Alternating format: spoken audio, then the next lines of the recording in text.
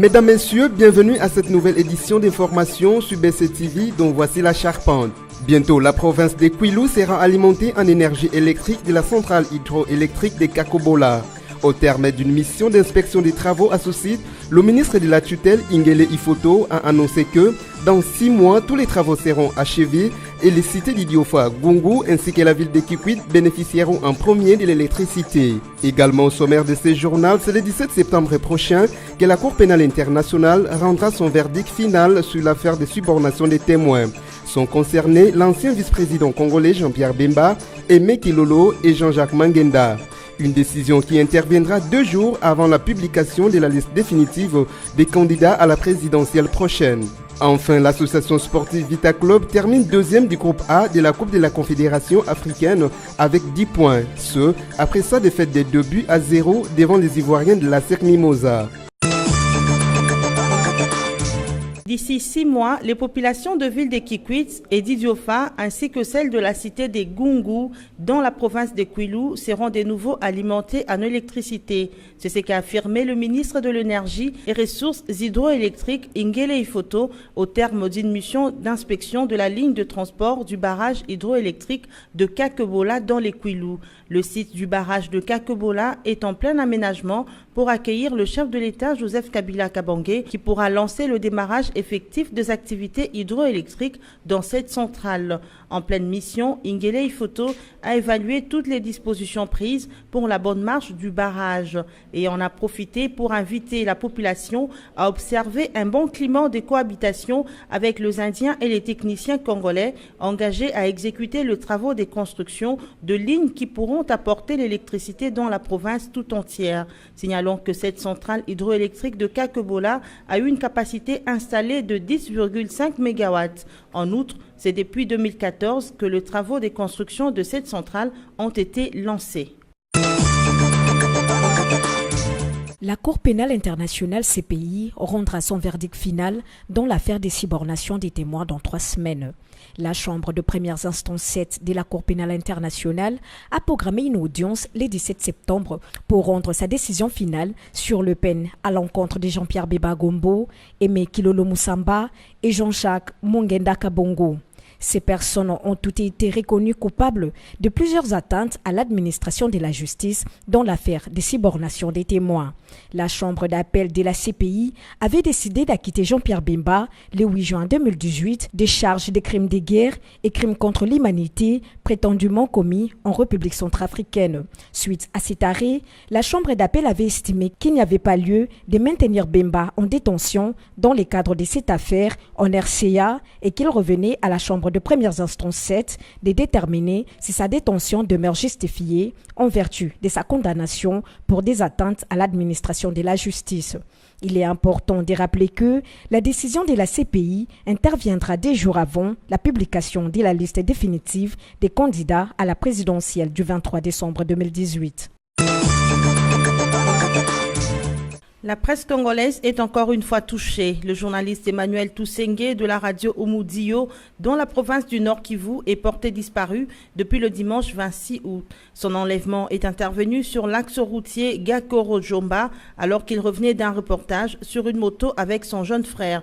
Les hommes armés non autrement identifiés leur ont tendu cette embuscade. Le frère d'Emmanuel Tousengue a lui été copieusement tabassé puis laissé à terre dans un état critique pendant que les confrères étaient amenés de force en direction de la forêt. Selon un journaliste de la place, les ravisseurs ont passé un appel à la famille de leur otage pour exiger une rançon. Face à cette énième agression de professionnels de médias, l'ONG Journalistes en danger exprime ses vives inquiétudes et invite les autorités politiques et militaires du Nord Kivu à user de toutes leurs facultés pour obtenir la libération d'Emmanuel Tousengue et à mettre ses ravisseurs face à leurs responsabilités devant la justice.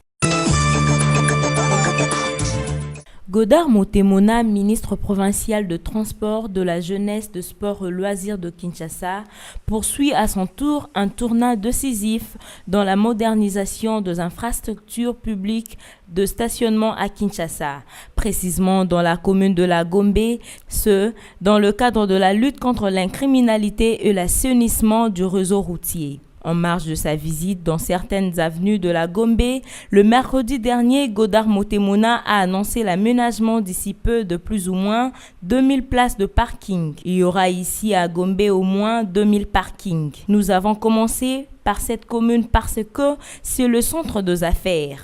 Nous serons très stricts et rigoureux. C'est un élément du code de la route. Les gens doivent savoir comment stationner afin d'éviter les embouteillages, a déclaré Godard Motemona à l'issue de sa tournée dans la commune de la Gombe. En partenariat avec la société Congo Parking Service SARL, le gouvernorat s'apprête à mettre en place une gestion optimale des espaces occupés par des parkings publics dans tout le coin phare de la Gombe. Le Haut Commissariat de l'ONU aux droits de l'homme demande aux autorités congolaises de prendre toutes les mesures nécessaires afin d'assurer le retour de Moïse Katumbi en RDC. C'est en réponse à la sollicitude de Maître Éric Dupond-Moretti, avocat de Katumbi, que la haute instance aux droits de l'homme a formulé cette demande. Dans sa correspondance adressée le 29 août 2018 à la défense de Moïse Katumbi, le Haut Commissariat appelle aussi Kinshasa à protéger l'ancien gouverneur du Katanga contre toute forme d'arrestation. En avril dernier, Maître Éric Dupond-Moretti avait annoncé son intention de ressaisir l'instance de l'ONU pour obtenir le retour de Katumbi au pays.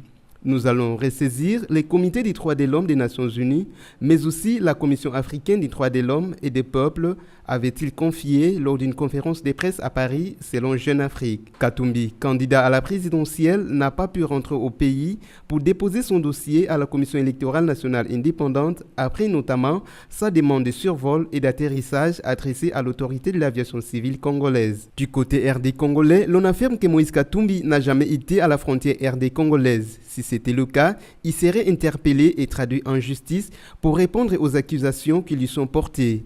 Le président du Sénat, Léon Adondo, est même allé loin, invitant Moïse Katumbi à demander l'amnistie au président Kabila pour son retour au pays. La Caisse nationale de sécurité sociale, CNSS, vient de se doter d'un nouveau bâtiment administratif à l'antenne de Rutshuru dans la province du Nord Kivu. Inauguré depuis le 28 août dernier, la réalisation de cet édifice émane de l'initiative du PCA de cette institution, Prof Sekimonyo, et mise en exécution par son comité de gestion. Grâce à la détermination du comité de gestion de cette entreprise publique, le cadre et agents de l'antenne de Rutshuru vont désormais travailler dans leur propre bâtiment et dans de meilleures conditions. Lors de son adresse tenue au cours de la cérémonie de consécration de cette bâtisse, le PCA de CNSS a indiqué que la sécurité sociale est la garantie que l'on donne aux risques et accidents professionnels, et également pour préparer la vieillesse après avoir servi l'entreprise ou le pays. En outre, le PCA Sekimonyo a loué l'initiative de la hiérarchie des CNSS pour ces nouveaux bâtiments qui fait désormais la fierté de la ville de Rutshuru.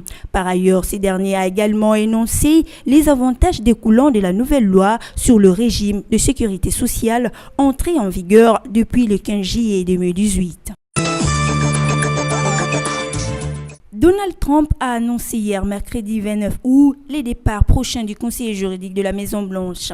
La décision du président américain intervient 2 semaines après de publication de la presse américaine. Selon ses quotidiens, Don McGahn a effectivement coopéré avec l'équipe du procureur Mueller qui enquête sur les ingérences russes dans la campagne.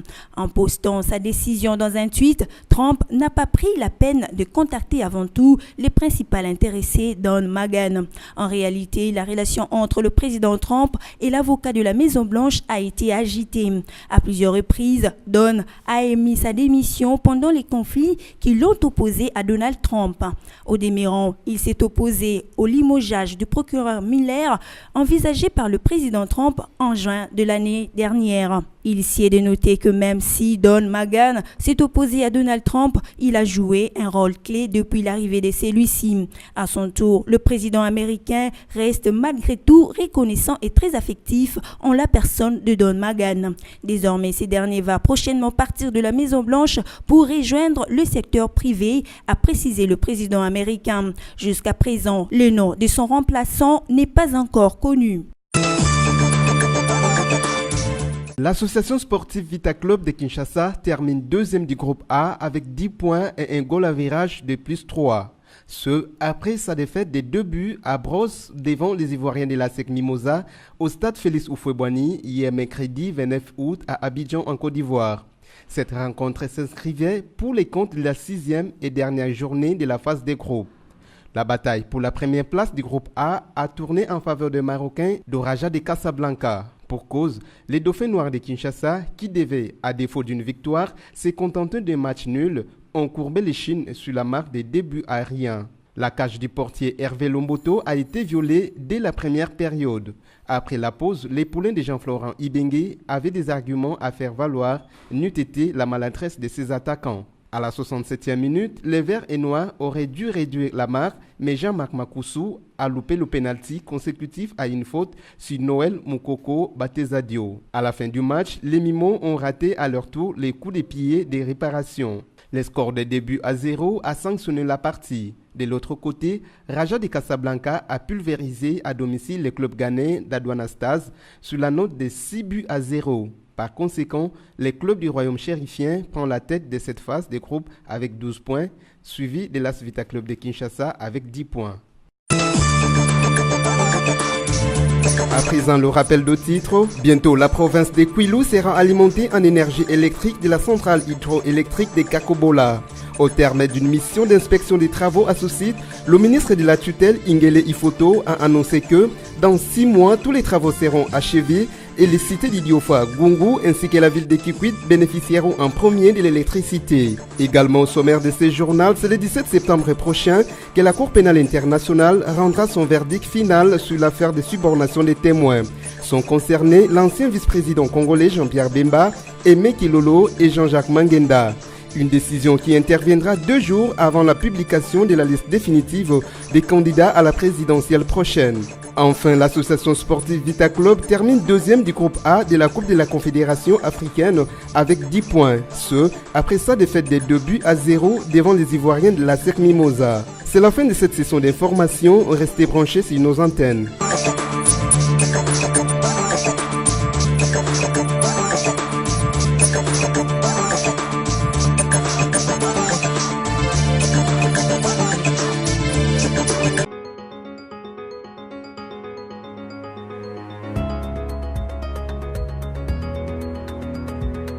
Bonsoir chers fidèles de BSC TV, voici un résumé de journaux en ligne de ce jeudi 30 août 2018. Ouvrons cette revue de presse par le quotidien Forum des As qui écrit « De l'arrestation inattendue à l'acquittement tout aussi inattendu. CPI, l'énigme Bemba.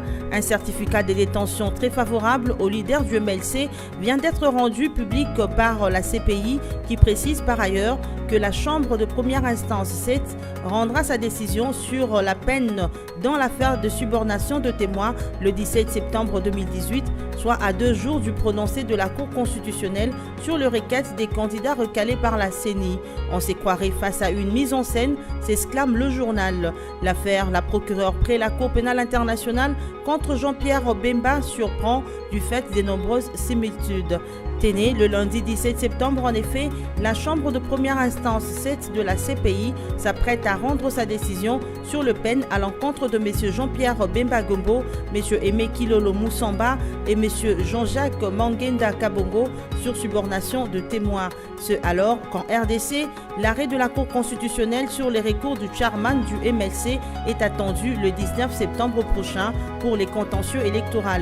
Drôle de coïncidence tout de même, d'autant que cette décision intervient curieusement 2 jours avant le verdict de la Cour pénale internationale.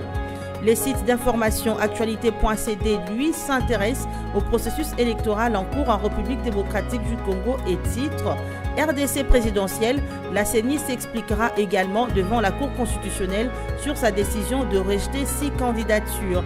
La Commission électorale nationale indépendante sera également invitée aux audiences de la Cour constitutionnelle pour s'expliquer sur les raisons d'irrécevabilité de 6 candidatures à la présidentielle du 23 décembre 2018. C'est ce qu'a déclaré Kaozi Lumwenga, porte-parole également secrétaire de plénière à la Cour constitutionnelle. Dans un premier temps, il y aura des audiences qui seront organisées où les candidats ou leurs avocats vont se présenter et la Cour va prendre les dossiers en délibéré. Les justes vont se réunir en plénière.